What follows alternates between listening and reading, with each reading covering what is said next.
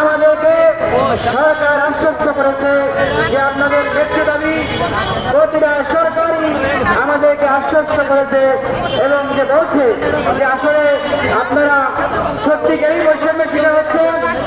এখন আর আপনাদের জানতে হবে না, এখন আর আপনাদের বৈষম্যের শিকার হতে হবে না, আপনাদেরকে অবিলম্বেই জাতীয় ধরনের ব্যবস্থা করতেছে।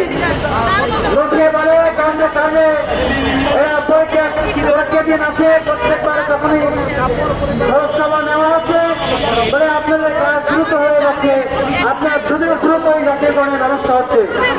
আমরা আর কথা দিচ্ছি কিনা আমাদেরকে অনুদানবিহীন রেজিস্টার প্রাপ্ত সকল সতর্ক ইবতেদায়ী মাদ্রাসা একালে জাতীয় ধরনের ব্যবস্থা করতে হবে।